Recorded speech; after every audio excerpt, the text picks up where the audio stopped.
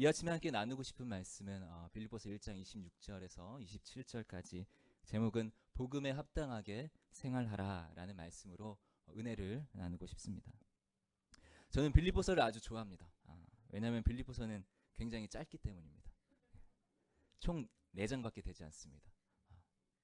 근데 이 총 4장밖에 되지 않는 이 빌립보서에 그 안에는 우리가 너무나 많이 인용하고 또 외우고 삶 가운데 적용하고자 하는 구절들이 정말로 가득합니다. 지금 바울은 로마의 감옥에서 빌립보에 있는 성도들에게 이 편지를 쓰고 있는 것입니다. 감옥에 있는 상황에서 그는 주 안에서 항상 기뻐하라, 내가 다시 말하노니 기뻐하라. 빌립보서 1장부터 4장까지 기뻐하라, 기쁨이라는 말이 16번, 20번 가까이 나옵니다.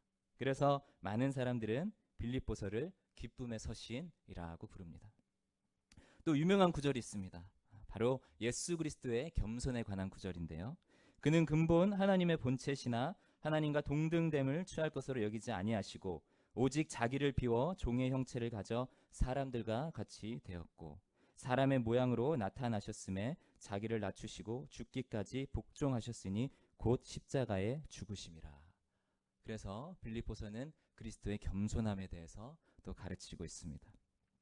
여러분이 좋아하는 또 우리가 좋아하는 말씀, 아무것도 염려하지 말고 오직 모든 일에 기도와 간구로 너희 구할 것을 감사함으로 하나님께 아뢰라. 그리하면 모든 지각에 뛰어난 하나님의 평강이 너희 마음과 생각을 지키시리라. 이 말씀 또한 빌립보서에 있습니다.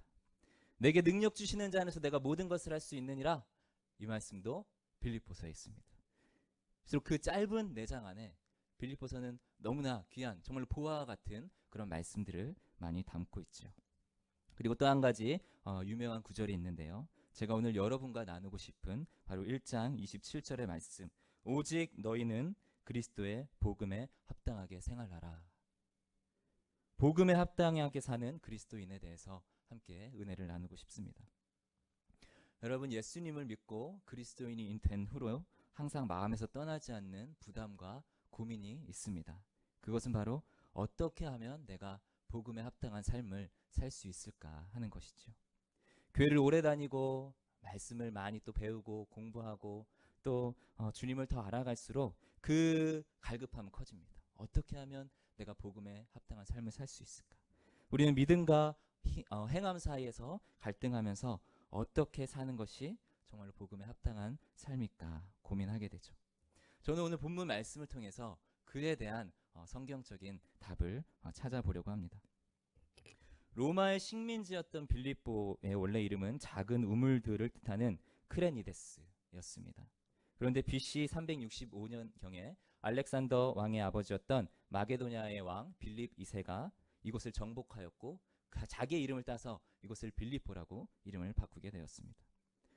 전쟁에서 공을 세운 군인들의 상당수가 이 빌립보 지역에 정착을 하였고 특별히 로마 황제가 전쟁에 공을 세운 신하들에게 하사한 특별한 지역이었기 때문에 그곳에 사는 사람들 역시 로마의 시민권자였습니다.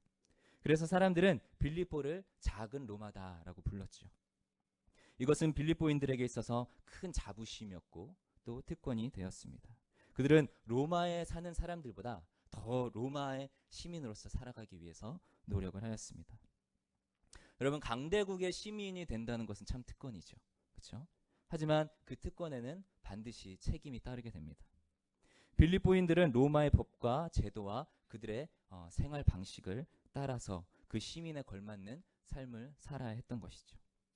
트럼프가 대통령이 된 후 미국이라는 강대국의 힘과 또 미국 시민이 되는 것에 대한 특권을 우리는 보게 됩니다.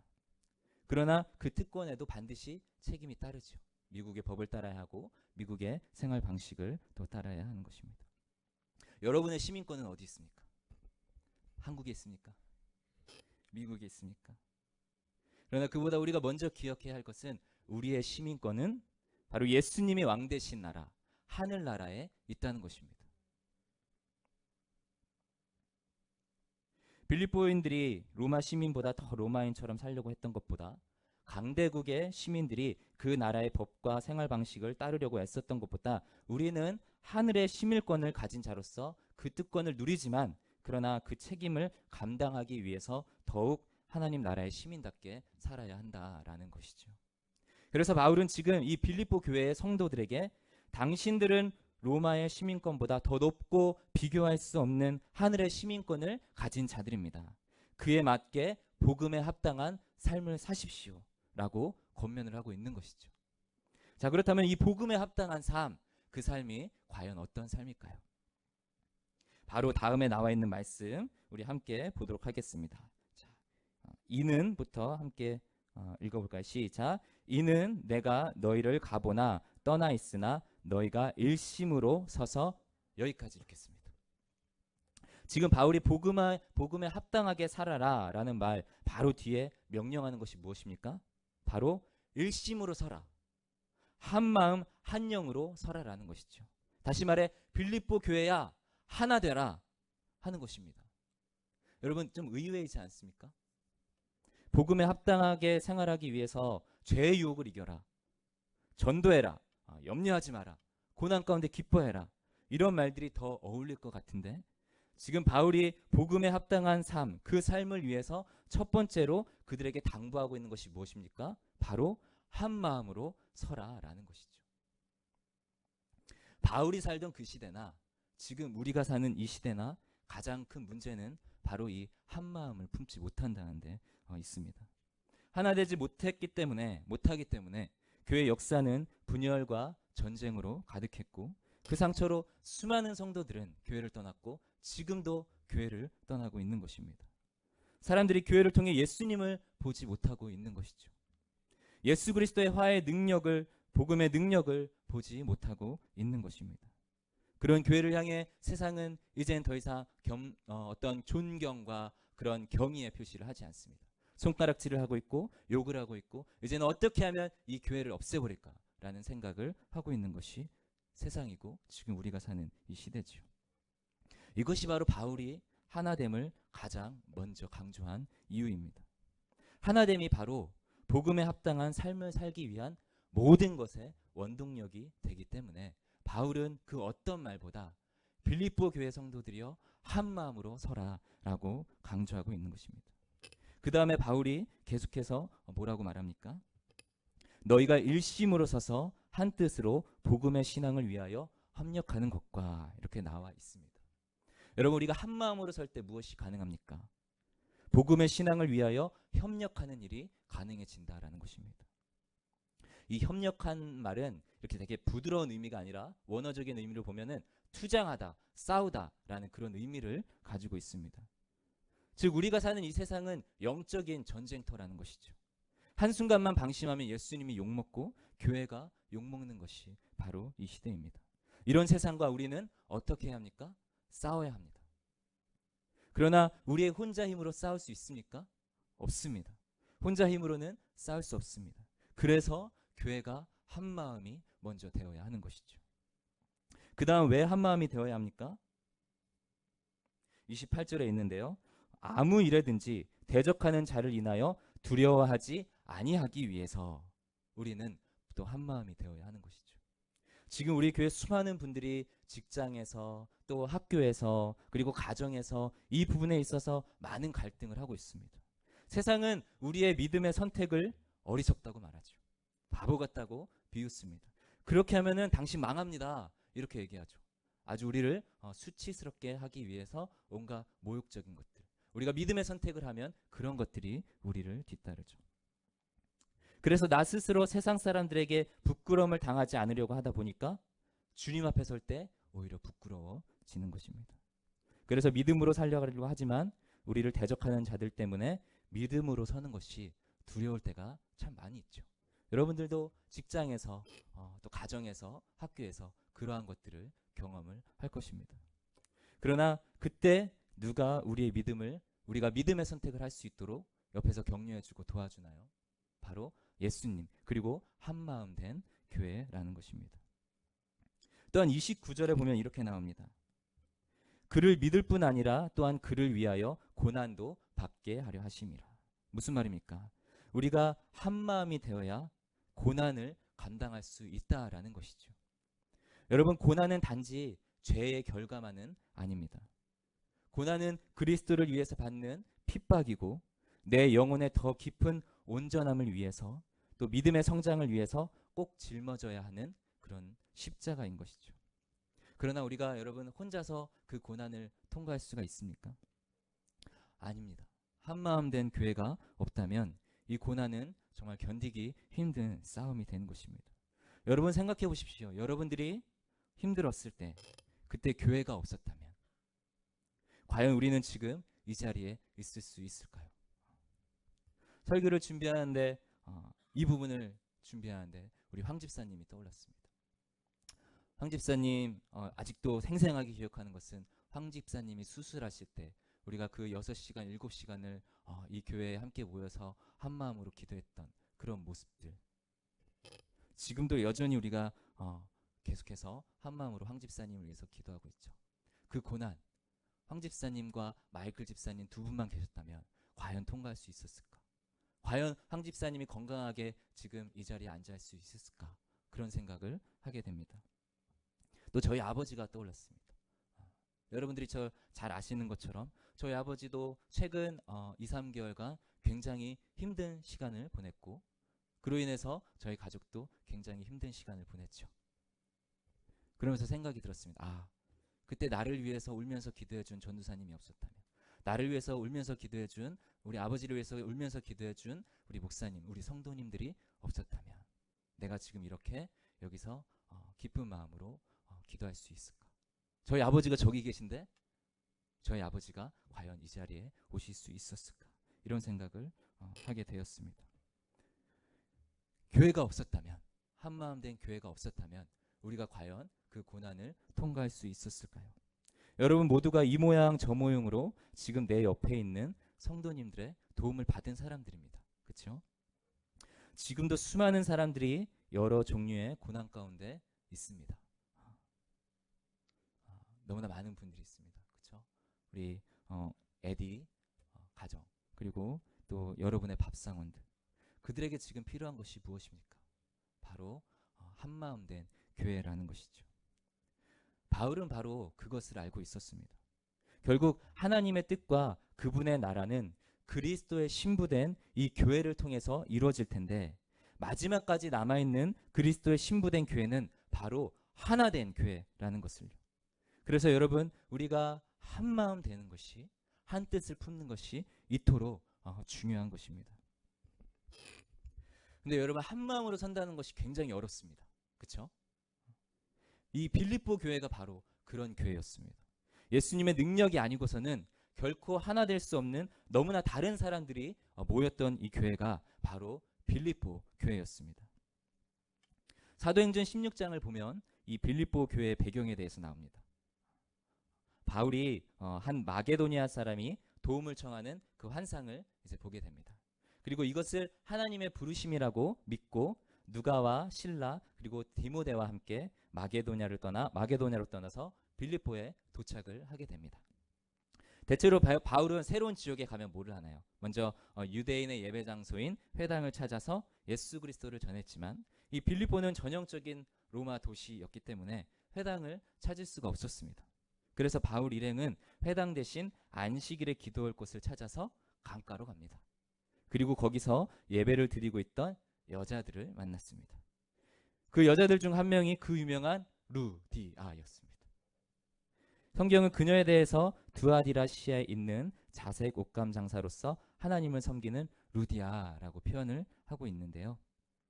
이 두아디라와 그리고 빌립보가 주요 대도시였다는 것을 미뤄볼 때, 그리고 이 자색 옷감이 그 당시에 있던 고위 관료들과 귀족들에게 많은 그런 인기 상품이었다는 것을 미뤄볼 때 루디아가 경제적으로 부유한 여인이었다라고 우리가 짐작을 해볼 수가 있습니다. 그리고 그녀의 직업이 자주 옷감 장사라고 되어 있는데요.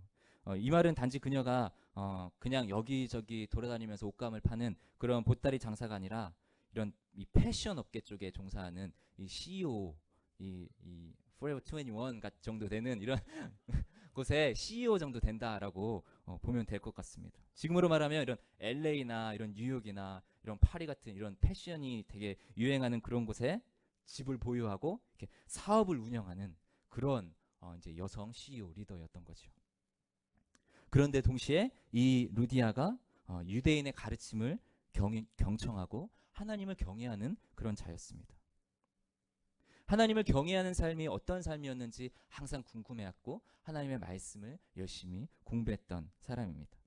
그러다가 하나님에 대해서 여러 가지 궁금한 것이 많았던 중에 바울을 통해서 예수님의 복음을 들었고 마침내 그녀는 그리스도를 영접하고 그와 그 자리에 있던 모든 여인과 그 가족들이 이제 예수님을 믿게 됩니다.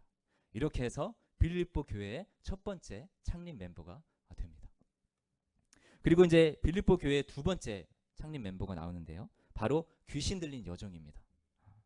귀신의 능력으로 점을 쳐서 주인들에게 큰 이익을 주었던 여자가 바로 이 여종인데 어느 날 바울 일행이 이 빌립보 교회를 지나는데 여종이 이렇게 말합니다. 이 사람들은 지극히 높은 하나님의 종으로서 구원의 길을 너희에게 전하는 자다 라고 외쳤습니다.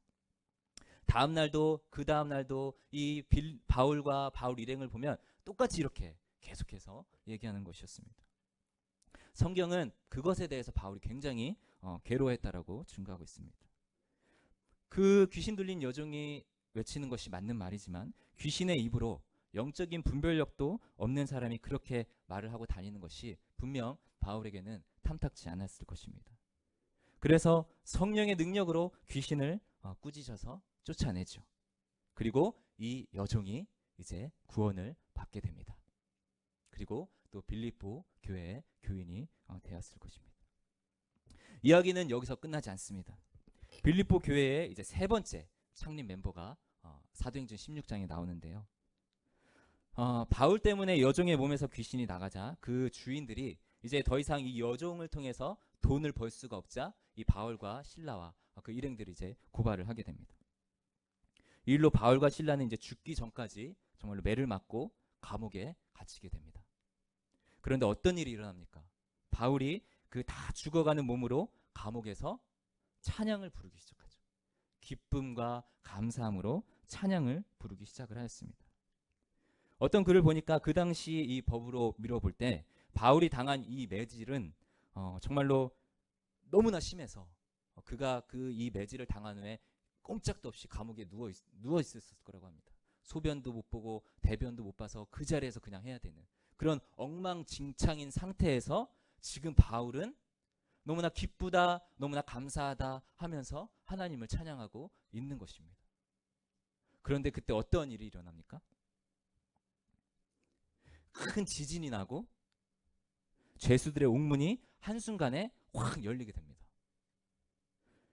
무슨 일이래? 아이고 죄수가 다 도망갔겠구나. 자고 있던 간수가 깜짝 놀라서 깨게 되죠. 그러면서 이 상황 가운데 어찌할 줄을 모르고 바로 하는 행동이 뭡니까? 칼을 뽑아서 스스로 자결을 하려고 합니다. 그런데 그때 바울이 그를 말리죠. 모든 죄인들이 여기 있으니 그렇게 하지 마시오. 이렇게 합니다. 그들의 능력에 놀란 간수가 그 앞에 가서 묻습니다. 선생들이여, 내가 어떻게 하여야 구원을 받으리까? 그리고 바울이 이런 유명한 말을 남기죠. 주 예수를 믿으라. 그리하면 너와 내 집이 구원을 받으리라. 이 사건을 통해서 간수와 그리고 그 가족이 침례를 받고 예수 그리스도를 영접하고 이제 빌립보 교회의 창립 멤버가 되었습니다. 자, 여러분, 이 세 명의 창립 멤버에 대해서 한번 생각해 보시기 바랍니다. 부유하고 똑똑한 여성 사업가입니다. 가난하고 배운 것 없는, 그리고 내가 귀신 들렸다라는 것에 대해서 굉장히 수치스럽게 생각하고 있는 그런 여종, 그리고 다혈질의 간수. 이 조합에 대해서 어떻게 생각을 하십니까? 자신과 비슷한 사람들과 어울리기를 좋아하는 것이 바로 인간이죠. 나와 비슷한 사람들과 같이 있어도 때로는 그 말투와 그 행동이 거슬리는 것이 바로 우리 인간입니다. 이것이 모든 사람의 자연스러운 성향입니다. 그러나 복음은 자연스럽지가 않습니다. 왜냐하면 복음은 우리의 편안함을, 우리의 죄성을 거부하기 때문입니다. 그 자연스럽지 않은 일들이 일어나는 곳이, 그리고 일어나야 하는 곳이 바로 교회 공동체라는 것이죠. 바울은 빌립보 교회를 통해서 바로 그것을 보았습니다. 빌립보 교회는 복음으로 인한 그 아름다운 하나됨, 겉으로 볼 때는 함께 어울리기 힘든 사람들 간의 조화를 보여주는 그런 교회였습니다. 바울은 편지에서 내가 너희를 생각할 때마다 하나님께 너무나 감사한다. 너무나 감사한답니다. 너희들 때문에. 그 너희가 누굽니까? 바로 이 잘나가는 CEO 루디아, 그리고 이 귀신 들리던 여종 그리고 또 다혈질의 이 간수라는 것이죠. 바울은 그들에게 침례를 베풀었고 복음을 전했고 그들과 함께 생활을 하였습니다. 빌립보서가 기록된 이때는 빌립보 교회를 개척한 지 15년 정도가 지난 때입니다. 인간의 눈으로 볼 때 결코 하나 될 수 없는 그들이 바로 예수 그리스도를 통해서 이 10년, 15년이라는 시간 동안을 아름다운 교회 공동체로서 여기까지 왔다라는 것이죠. 여러분, 하나님의 은혜가 아니었다면 이 부유한 여성 패션 사업가인 루디아가 과연 이 여종과 잘 지낼 수 있을까요? 그냥 부유하고 그냥 하나님의 말씀을 경청하고 경외하는 그런 자였을 뿐만 아니었습니다. 성격적으로도 굉장히 이렇게 뭔가 좀 여성 리더로서의 그런 강한 그런 것이 있었습니다. 왜냐하면 그런 것을 느낄 수 있는 부분이 바울이 이제 루디아를 전도하고 전도를 했습니다. 그러니까 이제 루디아가 지금 머무실 것도 없는데 우리 집에 가서 같이 하세요. 그러나 바울은 그런 누군가에게 이제 신세를 지고 이런 것들을 하지 않는 그런 선교사이기 때문에 강력하게 거부를 했습니다. 바울도 굉장히 좀 이렇게 강한 분이죠. 강한 분인데 그 강함으로 루디아에게 괜찮습니다 이렇게 했는데 루디아가 더 강하게 막 성경에 보면은 막 이렇게 강권적으로 해서 루디아의 집에서 바울이 지냈다 이런 얘기 하는데요. 그런 성격의 여성 리더였습니다. 그런 리더가 과연 이런 여종과 그리고 이 다혈질의 간수를 한번 생각해 보시기 바랍니다. 상황을 보고 죄수들이 어딨지 확인도 하기 전에 에이 죽어야겠다. 이 다혈질의 성격의 소유자. 교회에서 그 성격이 드러나지 않았을까요?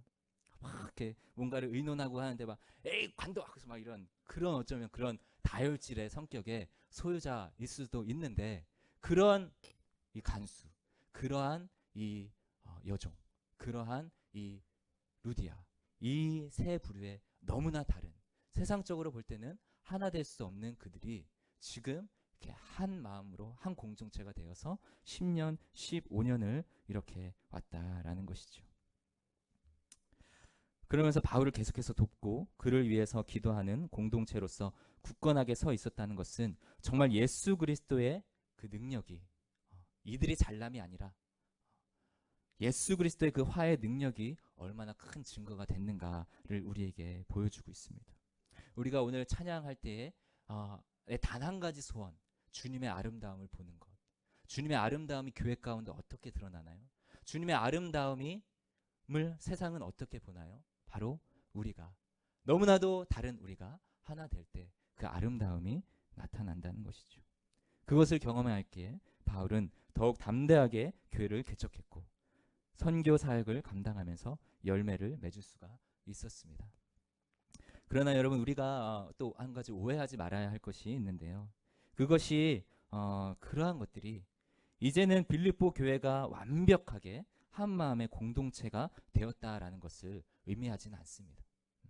여전히 그들은 하나 되기 위해서 자신과 싸우고 있었고 특별히 바울이 빌립보 교회에 이 편지를 쓸 때 그 한 가지 이유 중에 하나는 그 교회에 있는 성도 중에 유오디아라는 성도와 순두계라는 두 여인들 사이에 갈등이 있었기 때문에 그 갈등을 또 이렇게 화해시키고자 이런 편지를 또 쓴 것이죠. 그래서 그들을 화해시키고 다시 한 마음으로 서도록 하기 위해서 바울은 지금 이 빌립보 교회에 그리고 이 시대의 교회들에게 두 가지의 하지 말아야 할 것과 두 가지의 꼭 해야 할 것을 지금 성경을 통해서 우리에게 권면을 하고 있습니다. 자, 먼저 두 가지 하지 말아야 할 것. 그것이 무엇일까요? 우리 빌립보서 2장 3절의 말씀을 같이 한번 읽어보도록 하겠습니다. 빌립보서 2장 3절 4절 말씀 시작. 아무 일에든지 다툼이나 허영으로 하지 말고. 자, 여기까지만 먼저 읽겠습니다. 두 가지 하지 말아야 할 것. 그것이 무엇입니까? 바로 다툼과 허영으로 하지 말라는 것입니다. 여러분 이 다툼이라고 하니까 뭔가 좀 이렇게 멱살 잡고 막 이렇게 주먹질하고 막 이런 것들이 떠오를 텐데 그게 아닙니다. 이 다툼의 정확한 의미는 경쟁심입니다. 경쟁심. 주님의 일을 하는데 항상 경쟁 상대를 의식하면서 한다는 것이죠. 이 유오디아와 순두개가 그런 사람들이었습니다. 주님의 일을 하면서 주님만 보여야 되는데 자꾸만 사람이 보인다는 것이죠. 자꾸만 그 경쟁 상대가 보인다는 것입니다. 베드로의 경쟁 상대가 누구였나요? 베드로의 경쟁 상대는 요한이었습니다. 베드로는 무슨 일만 하면 꼭 이렇게 요한을 항상 의식을 했습니다. 그래서 뭐 이렇게 예수님이랑 같이 다니다가도 예수님, 요한은요? 요한은 어떻게 될까요? 막 이런 것들을 막 이렇게 항상 의식하면서 그때 예수님이 뭐라고 했는지 아십니까? 베드로야, 너나 잘하세요. 이렇게 말했습니다. 그것이 너와 무슨 상관이 있느냐? 너는 나를 따르라. 그렇게 얘기하고 있는 것이죠. 그 경쟁 상대, 그것이 너와 무슨 상관이 있느냐? 너나 잘해라. 그냥 너나 나만 따르라. 이렇게 하는 것이죠. 여러분 나나 잘하면 됩니다. 그렇죠? 사울이 다윗에 대한 경쟁심 때문에 인생을 망쳤죠. 그렇죠? 고린도 교회가 나는 바울파다, 나는 아볼로파다, 나는 게바파다 하면서 서로 경쟁을 했던 것처럼 교회 안에 이러한 경쟁심, 그것이 바로 교회를 하나 되지 못하게 하는 거다. 그래서 그것을 하지 마라. 지금 바울은 이 빌립보 교회에게 그렇게 얘기하고 있는 것입니다. 그럼 하나님께서 각 사람을 다양하게 만드셨습니다. 다양한 교육을 받고 다양한 성격을 갖고 있고 다양한 취향을 갖도록 지으셨습니다. 그래서 그 가운데 나와 비슷한 사람을 만나면 편하고 자신과 비슷한 사람들과 어울리기를 원하는 것이 바로 인간의 마음입니다. 그러나 그것을 편을 가르는 도구로 삼는 것은 분명 죄입니다. 내 편을 만들겠다고 하는 것과 하나 되겠다고 하는 것은 겉으로 볼 때는 비슷하게 보이지만 실제로는 정반대입니다. 편은 오직 두 편입니다. 바로 마귀의 편이냐 아니면 하나님의 편이냐, 그것이죠. 우리는 하나님의 편이고 그렇기 때문에 우리는 하나라는 것입니다. 자, 그 다음에 또 뭐를 하지 말라고 합니까? 허영을 하지 말라고 합니다. 성경은 허영을 헛된 속임수, 헛된 영광이다라고 이야기합니다. 즉 텅 비어 있는 것을 그렇지 않다고 생각하는 것, 그것이 바로 이제 허영이다라는 것이죠. 근데 이것 또한 다른 사람을 의식하는 데서 오는 것입니다. 어떤 나의 직책이, 내가 가진 자리가 나의 가치를 증명해 준다라는 생각 때문에 그 초점은 항상 나입니다. 어떻게 하면 나 자신. 내가 높아져야 하고 내가 돋보여야 하는 것입니다. 그러다 보니 누가 낮아집니까? 내 옆에 있는 사람이 낮아지고 내가 믿는다고 하는 예수님, 내가 믿는다고 하는 하나님이 낮아지는 것입니다. 아무리 열정이 있고 아무리 은혜를 많이 받고 아무리 체험을 많이 했어도 자기 중심적인 이 허영심을 버리지 않으면 나로 인해 주변이 분열되고 내 안에 만족함은 사라지게 되는 것입니다. 바로 이 두 가지, 무엇을 하지 말아야 합니까? 다툼을 하지 말아야 하고 이 허영심을 버려야 한다라는 것이죠. 그렇다면 한마음으로 서기 위해서 이 두 가지를 버리고 다시 취해야 할 두 가지는 과연 무엇일까요? 우리 2장 3절 5직부터 4절까지 같이 한 목소리 읽겠습니다. 시작. 오직 겸손한 마음으로 각각 자기보다 남을 낮게 여기고 각각 자기 일을 돌볼 뿐 아니라 또한 각각 다른 사람들의 일을 돌아보아 나의 기쁨을 충만하게 하라. 우리가 두 가지 꼭 해야 할 일, 자기보다 남을 낮게 여기고 다른 사람들의 일을 돌보라라는 것입니다. 우리가 항상 이렇게 기도하죠. 우리가 항상 이것을 실천하기 위해서 애씁니다. 자, 여러분, 자기보다 남을 낮게 여긴다는 이 말이 과연 무엇일까요? 그래, 네가 나보다 낫다. 네가 더 나아. 이렇게 하는 것이 과연 다른 사람을 나보다 더 낮게 여기는 것입니까? 아니죠. 이 말은 다른 사람을 더 가치 있게 여기고 섬기라라는 의미입니다. 영어 성경에 보면 이렇게 나와 있죠. Value,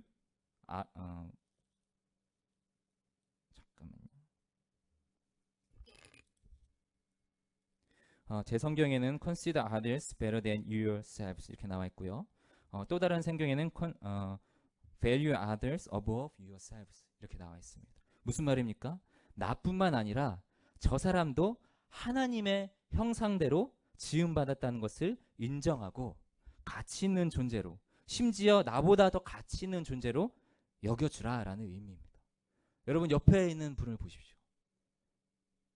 왜 안 보십니까? 옆에 있는 분을 볼 때 하나님의 형상이 보이십니까? 그렇다면 그분은 나보다 더 가치 있는 분으로 존중받을 만한 충분한 자격이 있는 분이다라는 것입니다. 여러분 어느 교회 주차장을 지었는데 이 주차장 공사를 잘못해서 비만 오면 한쪽 주차장에 이렇게 물이 고여서 이렇게 진짜 호수처럼 됐습니다. 거기에 차를 대면은 이제 교회에 오려면은 이제 딱 내딛는 순간 신발이 젖고 막 양말이 젖고 바지 자락이 젖고 막 이제 이런 상황을 겪으면서 예배당에 들어와야 되는 것이죠. 그런데 매번 비만 오면 남들보다 훨씬 일찍 교회에 와서 일부러 그곳으로 주차를 하는 한 성도님이 계셨습니다. 여러분 그분이 왜 그렇게 했을까요? 여러분 수요 성경 공부가 끝나면 성경 청소를 하기 위해서 의자를 다 옆으로 쌓아놓는 거 아시죠? 그 의자를 누가 다시 까시는지 아시나요? 그냥 깔지도 않습니다. 이렇게 오늘은 이제 그 없는데 이렇게 끈을 갖다가 이렇게 쫙 옆 끝부터 저 끝까지 쫙 해놓고 줄 맞춰서 이렇게 앞뒤 간격, 옆 간격 쫙 해가면서 그렇게 깝니다. 청소하는 분들이 하시는 거 아닙니다. 매주 목요일 아침 예배가 시작되기 전에 먼저 나와서 우리 교회가 이곳에 이사 온 이후로 계속해서 그렇게 섬겨주는 분이 계십니다. 여러분 왜 그분이 그렇게 할까요? 주일에 점심 먹고 음식 찌꺼기 쓰레기통에 다 버리시죠? 성도들이 다 가면 묵묵히 그 쓰레기를 봉투에 꺼내서 갖다 버리시는 분들이 있습니다. 여러분 그 봉지 들어보셨나요? 어떨 때는 너무 무겁고 막 그래서 그 밑에가 팍 터집니다. 국물이 있는 날은 진짜 난리가 납니다. 그러면 또 그거 다시 봉지에 담고 바닥 청소하고 싹 해서 다 갖다 버리죠. 그럼에도 불구하고 묵묵히 섬겨주시는 분들이 계십니다. 왜 그분들이 그렇게 할까요? 예배 끝나면 물 마신 컵과 주보들과 성경책들이 예배당에 막 널브러져 있습니다. 그러면 텅 빈 예배당을 돌면서 성경책을 다시 갖다 꽂아놓고 주보를 가져다가 버리고 컵들과 그릇들을 갖다가 설거지하시는 분들이 있습니다. 여러분 그런 것들을 우리가 생각을 해볼 때 그냥 물 마신 컵을 그냥 우리가 싱크대에 놓고 갈 수 있을까요? 내가 마신 컵이 아니라고 내 접시만 달랑 씻고 옆 싱크대에 있는 덩그라니 있는 그 컵 그냥 놓고 모른 척 할 수 있을까요? 우리가 한번 그런 것들을 생각해 보자는 것이죠. 남을 나보다 낮게 여긴다는 말이 무엇일까요? 그분들의 이런 행동들, 그것은 바로 교회를 사랑하고 다른 사람을 나보다 더 낮게 여기고 섬기기 때문에 그런 마음에서 그런 것들이 비롯되는 것이 아닐까요? 남을 나보다 존귀한 자, 가치 있는 자라고 여길 때야 비로소 우리는 나의 일보다 남의 일을 더 생각하고 남의 일이 더 커 보이지 않을까요? 남을 위하는 긍휼한 마음을 갖게 되는 것 아닐까요? 그것이 바로 남을 나보다 얕게 여기고 다른 사람의 일을 돌보는 것이 아닐까. 그런 의미에서 바울은 지금 우리에게 더욱더 하나 되기 위해서 그 두 가지를 취하라 라고 이렇게 얘기하고 있는 것입니다. 한 마음은 기도만 한다고 되는 것은 분명 아닐 것입니다. 오늘 말씀처럼 경쟁심을 버리고 남을 나보다 낮게 여겨야 하며 자기만을 위하는 허영심을 버리고 남의 일을 돌보는 자가 되어야 하는 것입니다. 근데 이 설교를 준비하면서 제 마음 가운데 정말로 비통한 마음이 들고 또 너무나 눈물이 나는 그런 것을 경험을 했는데, 왜냐하면은 이 말씀을 전하는 저 자신이 너무나 이 다툼과 이 허영 때문에 스트럭을 하고 있기 때문입니다. 나보다 남을 낮게 여기기가 쉽지 않기 때문입니다. 아무리 기도를 많이 하고 교회를 오래 다녀도 여전히 저 사람이 겪고 있는 저 상황보다 내가 겪고 있는 그 상황과 문제가 더 먼저이고 더 커 보이기 때문에 그것이 너무나 애통하다라는 것이었습니다. 이것이 바로 인간이고 이것이 바로 우리 자신입니다. 죄로 인해 자신밖에 모르는 그리스도인이 되어 변화된 삶을 살고 싶어도 여전히 옛사람과 매일매일 싸워야 하는 것이 바로 우리라는 것이죠. 우리 자신을 바라볼 때 그래서 우리 안에는 소망이 없습니다. 바울도 그것을 너무나 잘 알고 있었습니다. 우리 로마서 7장 18절부터 24절까지의 말씀 같이 한 목소리로 읽어보겠습니다. 정말로 나의 심정이다라는 마음으로 같이 읽어보겠습니다. 시작. 내 속 곧 내 육신에 선한 것이 거하지 아니하는 줄을 아노니 원함은 내게 있으나 선을 행하는 것은 없노라. 내가 원하는 바 선은 하지 아니하고 도리어 원치 아니하는 바 악은 행하는도다. 만일 내가 원치 아니하는 그것을 하면 이를 행하는 자가 내가 아니요 내 속에 거하는 죄니라. 24절 같이 읽어보겠습니다. 시작. 오호라 나는 공고한 사람이로다. 이 사망의 몸에서 누가 나를 건져내랴. 우리의 고백이죠. 그렇죠? 말씀대로 행하지 못하는 우리 자신을 볼 때, 여전히 내 안에 살아있는 이 옛사람의 모습들을 볼 때 우리는 어떻게 고백합니까? 오라 공고한 사람이로다. 누가 이 사망의 몸에서 나를 건져내랴. 너무나 대단했던 바울. 그러나 그도 역시 죄인 중에 한 명에 지나지 않았다라는 것입니다. 인생을 거의 마칠 그 시점에서 바울은 이제 나는 죄로부터 자유하다. 죄로부터 해방되었다. 라고 고백한 게 아니라 나는 죄인 중에 괴수입니다. 내가 제일 괴물입니다. 이렇게 고백을 했습니다. 다메섹에서 예수님을 만난 후로 그는 더 이상 우리와 같은 죄의 문제로 스트러글하지 않는 그런 사람이 아니었습니다. 그는 평생 자신의 옛사람, 그 죄의 본성과 싸웠던 그런 사람입니다. 그러나 그런 그가 죄의 유혹을 이겨낼 수 있는 유일한 방법이 있었습니다. 그것이 무엇입니까? 바로 예수 그리스도였습니다. 바로 예수 그리스도였습니다. 그는 죄인 중에 괴수지만 그 바울이 끝까지 그리스도인으로서 살아갈 수 있었던, 그 자신의 옛사람을 이기고서 나아갈 수 있었던 것, 그것은 바로 그 안에 있는 자신의 힘과 능력이 아닌 바로 예수 그리스도 때문이었다라는 것이죠. 우리 2장 5절 같이, 빌립보서 2장 5절 말씀 같이 한번 읽어보도록 하겠습니다. 시작. 너희 안에 이 마음을 품으라. 곧 그리스도 예수의 마음이니. 바로 예수 그리스도의 마음을 품을 때에, 그때야 비로소 우리는 다툼과 허영이 아닌, 다른 사람을 진실로 나보다 낮게 여기면서 나만의 일이 아니라 다른 사람의 일을 우선순위에 두는 삶을 살 수 있게 된다라는 것을 바울은 지금 우리에게 증거하고 있는 것입니다.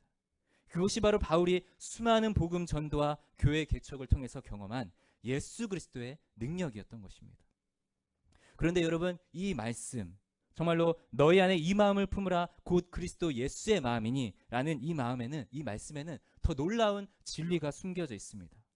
이 말씀 마치 우리가 어떤 노력을 해서 예수님처럼 생각하고 예수님처럼 행동해서 마침내 예수 그리스도의 마음을 가져야 한다라는 뉘앙스처럼 들리지만 그런 뜻이 아닙니다.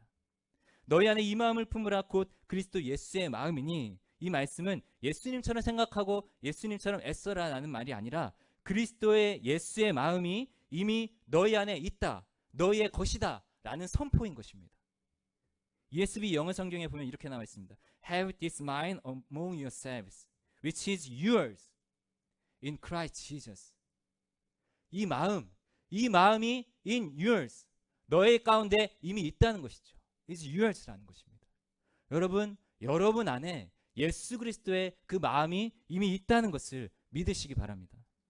우리가 예수 그리스도의 마음을 갖는 것, 그것은 우리가 예수님처럼 생각한다고, 예수님처럼 행동하려고 노력한다고 되는 것이 아니라 이미 예수 그리스도의 마음이 내 안에 있다라는 믿음으로 순종하며 나아갈 때 그 마음이 마침내 우리 안에서 역사하게 되는 것이죠. 이 말씀에 딱 맞아떨어지는 구절이 바로 빌립보서 1장 6절의 말씀입니다. 빌립보서 1장 6절의 말씀 같이 읽겠습니다. 시작. 너희 속에 착한 일을 시작하신 이가 그리스도 예수의 날까지 이루실 줄을 우리가 확신하노라. 여러분, 착한 일이 무엇입니까? 바로 이 복음에 합당하게 사는 일입니다. 그것을 시작하신 분이 누구십니까? 예수 그리스도십니다. 그분이 지금 어디에 계십니까? 너희 속에, 바로 우리 속에 있다라는 것이죠. 그러므로 여러분, 우리는 나 때문이 아니라 우리 안에 계시는 그 예수 그리스도 때문에 복음에 합당한 그 삶을 살아갈 수가 있는 것입니다. 그러므로 여러분 안에 있는 예수 그리스도의 그 마음을 이제는 사용하면서 살아가시기 바랍니다. 담대하게 그 능력을 사용하셔서 여러분 안에 계신 예수 그리스도를 증명해 보이시기 때문에 그것이 바로 삶으로 증명하는 그리스도인인 것입니다. 내게 능력 주시는 자, 내 안에 계신 자 예수 그리스도 때문에 우리는 모든 것을 할 수 있게 되는 것입니다. 바로 그 예수 그리스도의 그 마음, 여러분 안에 있는 그 마음을 사용하셔서 교회에서, 세상에서 예수 그리스도의 능력을 증거하는 여러분들이 되시기 바랍니다. 그 마음으로 교회에서뿐만 아니라 세상에서도 그렇게 살아가시기 바랍니다. 여러분, 아까 얘기했던 것처럼 우리는 하늘의 시민권을 가진 하늘의 법을 따르는 자입니다. 그러므로 우리는 그 하늘의 법을 세상에 실천하면서 살아야 합니다. 그럴 때 많은 영혼들이 우리를 통해서 예수님을 보게 되는 것이죠. 여러분, 경쟁 상대가 있죠. 그러나 예수 그리스도의 마음을 사용하셔서 그 사람을 나보다 더 낮게 여기시면서 섬겨보십시오. 그분 안에 있는 하나님의 형상을 발견하십시오. 여러분, 때로는 핍박이 있죠. 고난이 있죠. 그러나 교회를 통해서 예수 그리스도의 마음을 가진 그 한마음 된 교회를 통해서 위로받고 또 나가서 싸우십시오. 또 나가서 부딪히고 또 나가서 기쁨으로 그 고난을 감당하시기 바랍니다. 하나님께서 우리에게 믿음을 허락하시고 은혜를 허락하신 것은 우리를 또한 그 고난에 동참하시게 하기 위해서 우리에게 고난도 허락하셨다라는 것을 기억하면서 이 고난을 너무나 당연한 것으로 받아들이면서 정말 힘들 때, 핍박이 올 때 다시 한마음 된 여러분 옆에 있는 성도님들을 통해서 힘을 얻고 격려를 받고 다시 세상에 나아가서 또 싸우시기 바랍니다. 말씀을 정리하도록 하겠습니다. 세상은 점점 우리 그리스도인들의 목을 조여옵니다. 복음의 신앙을 위한 싸움이 있고 핍박이 있고 고난이 있습니다. 혼자는 이 모든 것을 감당할 수가 없습니다. 이겨낼 수 있는 유일한 방법은 한 마음, 즉 예수 그리스도의 마음으로 서서 복음에 합당하게 사는 방법밖에는 없습니다. 이를 위해 우리 안에 경쟁심이 아닌 남을 나보다 낮게 여기는 그런 겸손함을, 자기만을 위한 허영심이 아니라 다른 사람의 일을 돌보는 배려심을, 그것이 바로 우리에게 필요합니다. 그러나 너무나 중요한 것은 우리는 우리의 힘으로 이 모든 것들을 이루어낼 수가, 말씀에 살아낼 수가 없다는 것입니다. 그러나 우리 안에서 착한 일을 시작하신 그 예수 그리스도, 그분께서 예수 그리스도의 날까지 이 일들을 행하실 것입니다. 그 마음을 갖고 그 마음을 사용하셔서 승리하는, 또 한 주 버겁겠지만 힘들겠지만 한마음 된 교회를 통해서 새 힘을 얻고 또 싸우고 또 승리하고 성장하는, 그래서 마침내 하나님의 나라를 여러분들이 있는 자리에서 이루는 그런 여러분들이 되시기 바라서 이 말씀을 전했습니다. 우리 함께 기도하시겠습니다.